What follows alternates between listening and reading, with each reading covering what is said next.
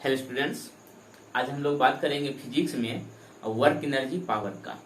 Polytechnic entrance, ITI और paramedical के लिए ये चैप्टर बहुत ही इम्पोर्टेंट है। इससे लगभग 2 से 3 क्वेश्चन आपको पॉलिटेक्निक एंट्रेंस, पैरामेडिकल या आईटीआई में देखने को मिलेगा। स्टूडेंट्स, वर्क एनर्जी पावर में कुल मिला के कहा जाए तो 3 क्वेश्चन हमारे लिए बहुत ही ज्यादा इम्पोर्टेंट है।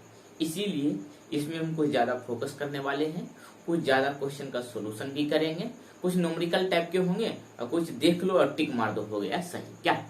तो सबसे पहले हम फार्मूला पे फोकस करेंगे, कुछ इंपॉर्टेंट पॉइंट आपको बतलाएंगे जो कि क्वेश्चन को सोल्यूशन करने में बहुत ही इजी होगा। ठीक है, अगर मैं समझाऊं, अगर किसी बॉडी पे फोर्स अप्लाई किया जाता है तो उसमें डिस्प्लेसमेंट होना चाहिए। अगर किसी बॉडी पे हम फोर्स अप्लाई कर रहे हैं तो उस बॉडी में कुछ डिस्प्लेसमेंट होना चाहिए, तब हम कहेंगे ये मेरा वर्क हो रहा है, अन्यथा कार्य नहीं हो रहा है। जैसे कि ये बोर्ड है हमारे पास ना, इस बोर्ड को मैं उठाऊंगा तो इस पे कुछ फोर्स अप्लाई हो रहा है और इस बोर्ड को उठा के कुछ दूर में जाके रख देंगे। इसका मतलब है इस बोर्ड पे हमने फोर्स भी अप्लाई किया और इसमें डिस्प्लेसमेंट भी हुआ, जिसका मतलब मेरे द्वारा काम हुआ है ना।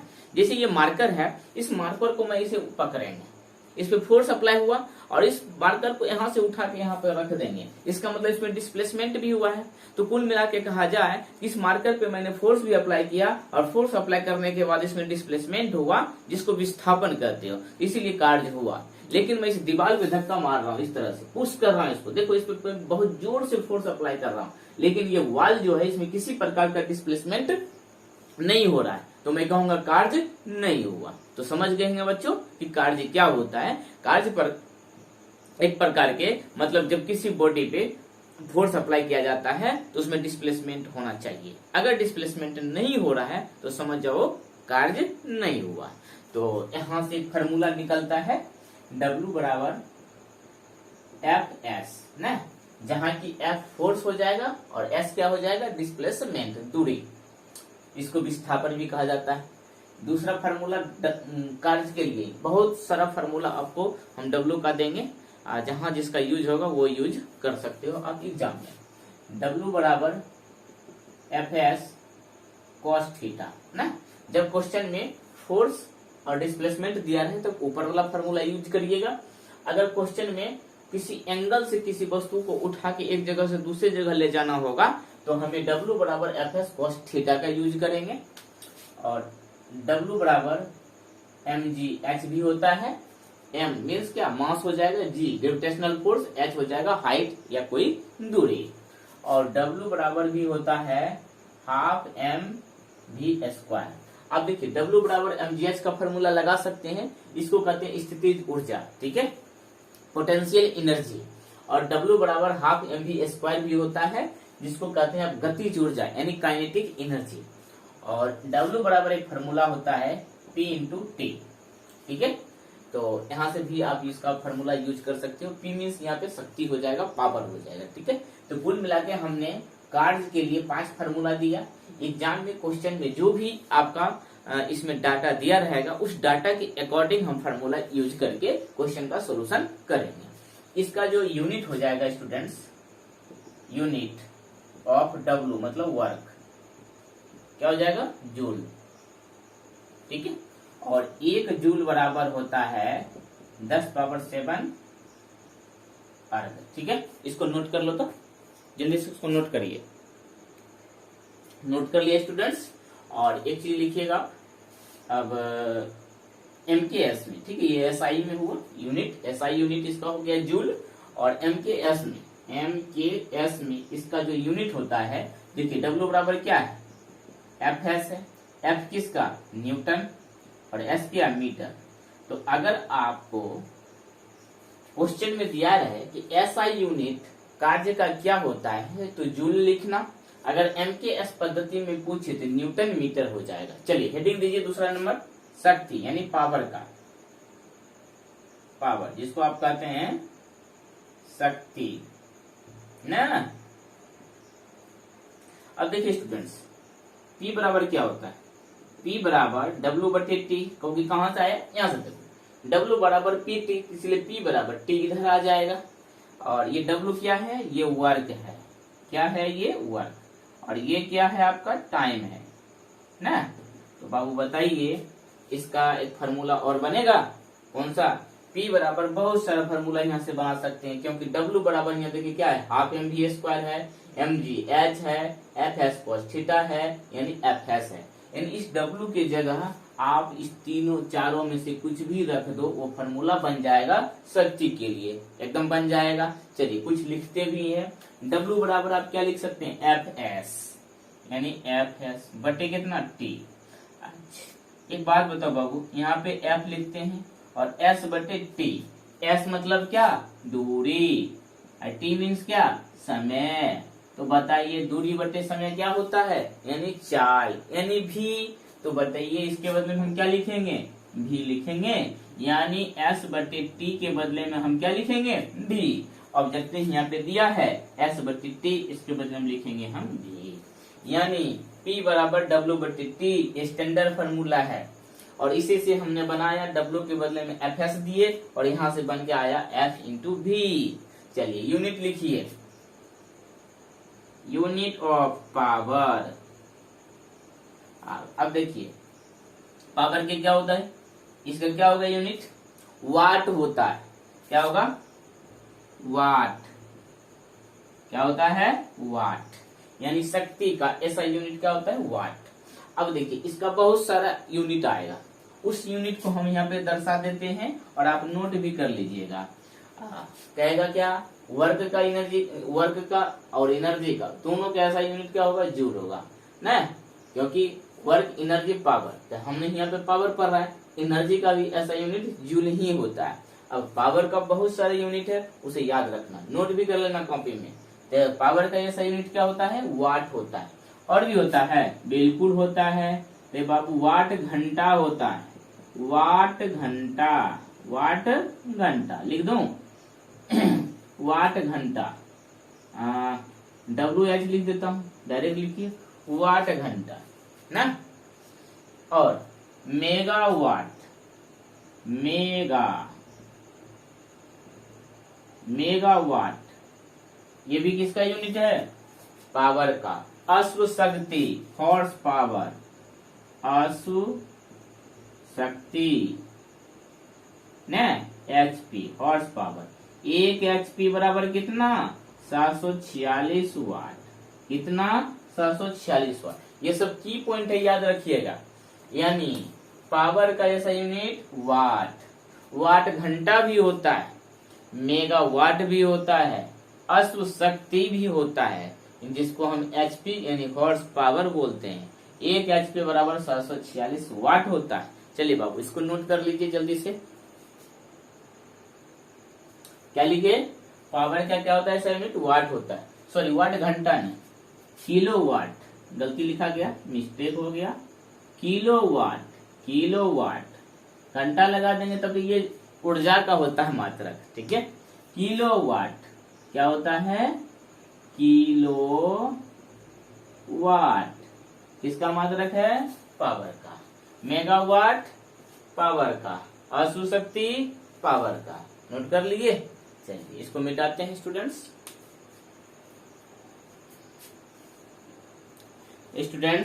हमने लिखा है 3 नंबर में किलो वाट घंटा। किलो वाट घंटा ये क्या है, ऊर्जा का मात्रक। फिजिक्स में ये क्वेश्चन कभी कभी आता है, ठीक है। ये स्टैंडर्ड क्वेश्चन, मॉडल क्वेश्चन है। किलो वाट घंटा क्या है, ऊर्जा का मात्रक है। बहुत सारे स्टूडेंट शक्ति का मात्रक मार के आएंगे, जो कि गलत हो जाएगा, क्योंकि इसमें वाट लगा है तो उनको लगेगा कि ओ ये तो शक्ति का मात्रक है, अरे बेहुदा गलती करके आ जाओगे। तो किलो वाट घंटा किसका मात्रक है, ऊर्जा का मात्रक है। 1 किलो वाट घंटा बराबर क्या होता है, मैं लिखता, ऊर्जा का मात्रक है, मात्रक है, लिखिए ऊर्जा का, ऊर्जा का। और 1 किलो वाट घंटा बराबर होता है 3.6 गुने 10 पावर 6 जूल ना।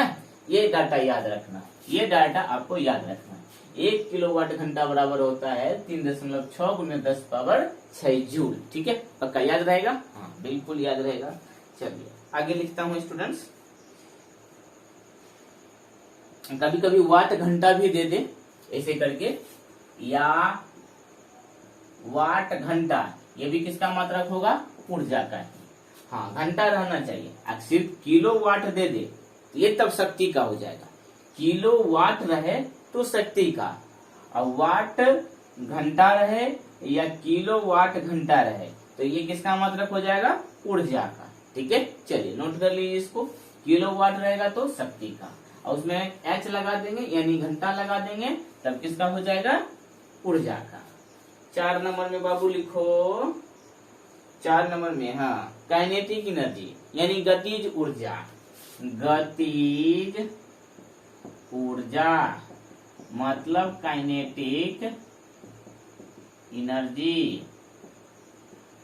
क्या लिखिएगा? Kinetic energy. और काइनेटिक एनर्जी K इंटू ई ना, काइनेटिक एनर्जी बराबर होता है हाफ mv²। क्या होता है स्टूडेंट्स? Half mv²। और जितना भी दुनिया में ऊर्जा है सबका मात्रक क्या होगा? जूल ही होगा, चाहे किसी भी प्रकार का ऊर्जा हो, चाहे काइनेटिक एनर्जी हो, पोटेंशियल एनर्जी हो या एनी अदर किसी भी टाइप का एनर्जी हो, सबका मात्रक क्या होगा? जूल ही होगा। चलिए इसको नोट करते जाइए। हाँ, एक चीज और नोट करिएगा स्टूडेंट्स, कि ये बराबर होता है p²/2m। एक फॉर्मूला याद रखिएगा, यहाँ पे where K means kinetic energy, m means momentum. चलिए इसको नोट कर लीजिए स्टूडेंट्स। K बराबर क्या होता है? p²/2m। ठीक है, चलिए नोट करिए स्टूडेंट्स। एक फार्मूला ये है आपका, K बराबर p²/2m। ठीक है, और यहाँ से इसको थोड़ा डिराइव करना चाहिएगा तो यहाँ से ये भी बन जाएगा p² बराबर कितना? 2mk। तो ये भी एक फार्मूला बन गया। अगर हम p पे जो स्क्वायर दिए इसको हटाएंगे तो p बराबर हो जाएगा, स्क्वायर जहाँ हटेगा तो ये रूट में जाएगा, तो √2mk। तो 3 फार्मूला मैंने बनाया ना। तो बेसिकली ये याद रखिएगा, k बराबर p²/2m। ठीक है, और यहाँ से हम लोग इसको इस फार्मूला में लाके जो इजी बुझाएगा, जो जल्दी सॉल्यूशन आप कर सकते हो, कैलकुलेशन कर सकते हो, उसका यूज करके एग्जाम में आप क्वेश्चन का सॉल्यूशन करो। ठीक है, और अभी कुछ है?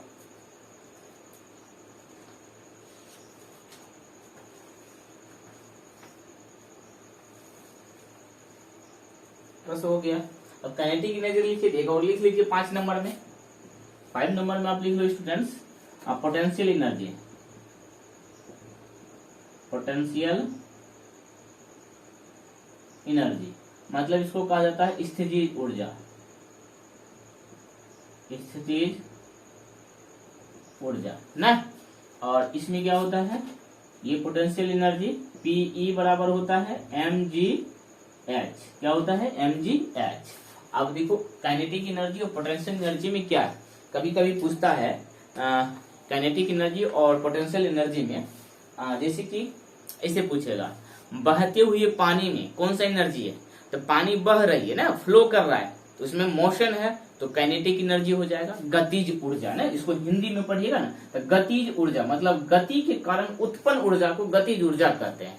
अब पोटेंशियल एनर्जी हिंदी पढ़िए, स्थितिज ऊर्जा मतलब कोई भी ऑब्जेक्ट स्थिर है और फिर भी उसमें एनर्जी स्टोर है, तो उसको हम कहते हैं स्थितिज ऊर्जा। जैसे कि बहते हुए पानी में क्या है? काइनेटिक एनर्जी ना, और ठहरे हुए पानी में, ठहरा मतलब रुका हुआ पानी, जैसे तालाब का पानी रुका हुआ रहता है तो उसको कहते हैं हम लोग स्थितिज ऊर्जा। लेकिन नदी का पानी उसमें बह रहा है तो उसको हम क्या कहते हैं? Kinetic energy. ठीक है, या ऐसे भी पूछ सकते हैं आपको, किसी बंदूक से गोली चल रही है तो उसमें कौन सा एनर्जी होगा? तो बंदूक से निकलने वाली गोली में क्या होता है? मोमेंटम होता है, सॉरी मोशन होता है ना, जिसके कारण गोली एक जगह से दूसरी जगह मोशन में चला जाता है, बहुत दूर तक चला जाता है, तो उसको कहते हैं हम लोग काइनेटिक एनर्जी। तो आप एक चीज याद रखिएगा, चाहे कोई भी ऑब्जेक्ट हो, किसी भी प्रकार के बॉडी से या खुद बॉडी मोशन करके एनर्जी उत्पन्न कर रहा, चाहे कुछ भी हो, उसमें आपको काइनेटिक एनर्जी याद रखना है। ठीक है, लेकिन कोई भी वस्तु स्थिर है, ठीक है, वो उसमें मोशन किसी प्रकार का मोशन नहीं है, तो उसमें कहते हैं स्थितिज ऊर्जा है, मतलब पोटेंशियल एनर्जी है ना। पत्थर हम ले लेते हैं, एक ठहरे हुए पानी में जोर से मारते हैं पत्थर, और जब ही पत्थर पानी में लगता है तो पानी क्या होता है, मोशन में आ जाता है। यानी पत्थर मारने के बाद ठहरा हुआ पानी मोशन में आ जाता है, अर्थात हम कह सकते हैं कि स्थितिज ऊर्जा काइनेटिक एनर्जी में बदल गया ना। ठहरे हुए पानी को हम कहते हैं स्थितिज ऊर्जा है, लेकिन जब उसमें हम पत्थर मारते हैं तो वो मोशन में आ जाता है। मोशन के कारण पानी फ्लो करने लगता है, और फ्लो करते हैं तो हम कहते हैं कि स्थितिज ऊर्जा गतिज ऊर्जा में चेंज हो जाएगा। तो कुछ इस प्रकार के क्वेश्चन आपको एग्जाम में देखने को मिलेगा। बस आपको ध्यान रखना है कि कोई वस्तु मोशन में है तो गतिज ऊर्जा होगा, अगर मोशन में नहीं है तो स्थितिज ऊर्जा होगा। वर्क के बारे में मैंने समझा दिया कि जब किसी बॉडी पे फोर्स अप्लाई किया जाता है, अगर उस बॉडी में फोर्स लगाने के बाद डिस्प्लेसमेंट होता है, मतलब विस्थापन होता है, एक जगह से दूसरी जगह खिसक कर चला जाता है, तो हम कहते हैं कि वर्क हुआ है। अगर नहीं होता है डिस्प्लेसमेंट तो हम कहते हैं वर्क बिल्कुल नहीं हुआ है। एक चीज और हम कॉन्सेप्ट देना चाहेंगे स्टूडेंट आपको, कभी कभी पूछता है कि कभी कार्य जो होता है ना वर्क, वो पॉजिटिव भी होता है, निगेटिव भी होता है और जीरो भी होता है। इसीलिए तो गांव देहात में हम लोग कहते हैं कि आप काम नहीं करते हो अच्छा से, इसका मतलब है आप निगेटिव काम करते हैं। जब अच्छा काम करता है तो हम उसका बड़ाई करते हैं, इसका मतलब पॉजिटिव कार्य करता है, और हम बोलते हैं थोड़ा भी आप काम नहीं किए, इसका मतलब जीरो काम करता है। तो ये हम लोग फिजिक्स में पढ़ते हैं, लेकिन ये बात गांव देहात में या शहर में भी जो पढ़े लिखे नहीं भी हैं तो वो भी बोलते हैं। तो उनके बोलने के पीछे एक लॉजिक है जो कि सब कोई नहीं जानता है। जो पढ़ते हैं, जो इस वर्क के बारे में अच्छा से उनको कॉन्सेप्ट है, तो उनको पता रहता है कि कब काम जो है पॉजिटिव होता है, कब निगेटिव होता है, कब जीरो होता है। लेकिन लोग जो है गांव देहात या शहर में बोल देते हैं, जो मूर्ख भी है वो भी बोल देते हैं, उनको पता नहीं है कि हम जो बोल रहे हैं वो कहाँ से आया है। तो फिजिक्स की दुनिया में हम लोग अगर जाएंगे तो वहाँ पता चलता है कि कब काम पॉजिटिव होता है, कब काम निगेटिव होता है और कब काम जीरो होता है। तो वहाँ पे फिजिक्स है, लेकिन वो लोग ऐसे ही बोल देते हैं ना। तो चलिए आज हम फिजिक्स में समझेंगे कि वो लोग जो बोलते हैं उसको कैसे सही साबित किया जाए ना। अगर लेबर कहेगा कि आप कैसे कहिएगा कि हमने काम निगेटिव किया, कैसे काम कहिएगा हम पॉजिटिव किया, और हम जीरो कैसे किए, तो उसको हम प्रूव कर देंगे ना। क्या प्रूव करेंगे? पहला फार्मूला, एक फार्मूला मैंने लिखा था, W बराबर F S cos theta. F means क्या? फोर्स, फोर्सेन होगा। S means displacement. यहाँ पे कॉस थीटा की बात हो रहा है। थीटा का मीन्स होता है एंगल ना, कोण।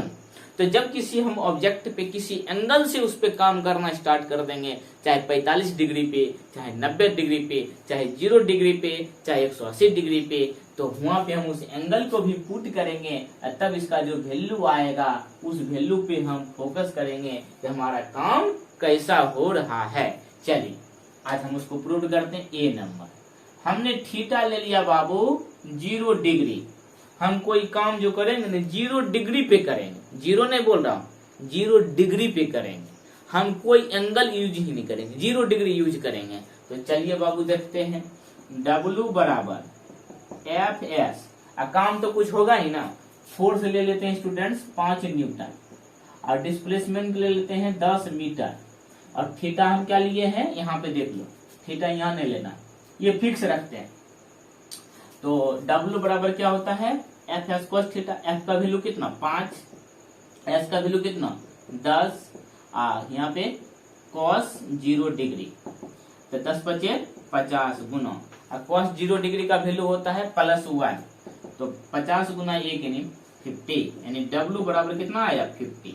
हमारा जो काम है वो प्लस में आया है कि माइनस में? तो प्लस में आया है। इसका मतलब है कि हमारा काम क्या है? पॉजिटिव। अर्थात कोई लेबर, कोई स्टाफ, कोई आदमी कोई भी काम अगर 0 डिग्री पे कर रहा है तो समझ जाइए आपका काम अच्छा होगा, ज्यादा होगा, पॉजिटिव होगा। 0 डिग्री का मतलब यह है तो ज्यादा इधर उधर नहीं करेगा, बैठकर बढ़िया से काम करेगा, जो काम कर रहा है उसको कंटिन्यू करते रहेगा, तो आपका काम ज्यादा होता है। अगर जो आदमी बार बार उठ के इधर उधर बैठता है तो उसका एंगल बदल जाता है, और जब एंगल बदल जाएगा तो समझिए आपका कार्य पॉजिटिव होगा ही नहीं। तो देखिए हमने एंगल कितना लिया? 0 डिग्री लिए, और एंगल 0 डिग्री लिए तो हमारा काम क्या आया, प्लस में आया। इसका मतलब है हमारा काम होगा पॉजिटिव। तो कोई पूछेगा ना कि कोई भी काम पॉजिटिव कब होता है, जब थीटा का वैल्यू 0 डिग्री लिया जाए, एंगल 0 डिग्री लिया जाए। चल बाबू बी नंबर देख, अगर हम थीटा ले लेते हैं 180 डिग्री ना, एकदम सीधा 180 डिग्री, तो देखिए क्या होगा, W बराबर F कितना है 5, S कितना 10 और थीटा कितना 180 डिग्री, ठीक है। 10 × 50 गुना, और cos 180 डिग्री का वैल्यू होता है -1, क्या होता है -1, आपको याद भी होगा cos 180 डिग्री का वैल्यू होता है -1। चलिए गुना कर दीजिए, कितना हो जाएगा 50 गुना -1 -50, यानी W बराबर देखो -50 आया। जब थीटा का वैल्यू 0 लिया था तो वैल्यू आया +50, जब थीटा का वैल्यू 180 डिग्री लिए तो वैल्यू आया -50। इसका मतलब है जितना काम करना चाहिए बेहुदा उतना भी काम नहीं किया, उतना और गलती कर दिया। यानी आपका मिस्त्री दीवार जोड़ने का काम कर रहा है और वो 180 डिग्री के एंगल पे काम करना स्टार्ट कर दिया, तो समझ जाइए आपका दीवार खराब हो गया, टूट गया, फिर तोड़ना पड़ेगा। तो क्या आपका काम कुछ हुआ, नहीं हुआ, और क्या हुआ, निगेटिव में चल गए आप ना, आपका पैसा भी खर्चा हुआ, समय भी गया, सो कहते हैं निगेटिव। चलिए और भी कुछ करना है, हाँ जी करना है। W बराबर हम थीटा ले लेते हैं बाबू, थीटा ले लेते हैं 0 डिग्री ले लिया, 180 भी ले लिया, 90 डिग्री लीजिए ना। अब यहाँ पे तो अलगे फरमाइश करने लगा है, 50 गुना 10 गुना cos 90 डिग्री, ये हो जाए 10 × 50 गुना cos 90 डिग्री का वैल्यू कौन कौन जानता है, बताओ, हाथ उठाओ, जानते हो? तो cos 90 डिग्री का वैल्यू होता है 0 ना, तो 50 गुना 0 0, कोई भी नंबर को 0 से मल्टीप्लाई कर दो 0, W बराबर 0 जूल। यानी काम आपका कुछ नहीं हुआ। अगर कोई काम 90 डिग्री के एंगल पे किया जाए, परपेंडिकुलर किया जाए, तो कुछ भी काम नहीं होगा। इसीलिए हमेशा अपने स्टाफ को, लेबर को बोलो, अरे भाई तुम 0 लेवल पे काम करो, यानी 0 डिग्री से काम करना स्टार्ट करो, 180 पे मत करो और 90 पे मत करो, क्योंकि तुम बेहुदा 90 पे करेगा तो कुछ नहीं होगा, 180 पे करेगा तो निगेटिव दीवार तोड़ के चला जाएगा। तो स्टूडेंट्स हमने क्या सिखाई कि अगर कोई व्यक्ति 90 डिग्री के एंगल पे काम करता है तो हमारा कोई काम नहीं होगा, 0 हो जाएगा। ये 3 कॉन्सेप्ट एग्जाम में कभी कभी भरवली पूछ दिया जाता है कि कार्य पॉजिटिव कब होता है, जब थीटा का वैल्यू 0 हो, कार्य निगेटिव कब होता है, जब थीटा का वैल्यू 180 डिग्री हो, कार्य 0 कब होता है, जब थीटा का वैल्यू 90 डिग्री हो ना। कोई आदमी है अपने माथा पे बक्सा रख के जा रहा है, फोर्स तो लग रहा है, डिस्प्लेसमेंट भी हो रहा है, लेकिन माथा पे जो बक्सा है वो धरती के साथ परपेंडिकुलर है ना, नहीं है परपेंडिकुलर। इसीलिए अगर माथा पे कोई बक्सा रख के चल रहे हो तो आपके द्वारा किया गया कार्य कितना होगा, 0 होगा। समझ गए? तो इतना कॉन्सेप्ट मुझे इस चैप्टर से देना था। आई थिंक आपको समझ में आ गया होगा। अगर बढ़िया से समझ में नहीं आया तो इस टॉपिक का जो चैप्टर है उसमें उस चैप्टर को अच्छे से रीड कर जाओ, समझ जाओगे बढ़िया। Thank you.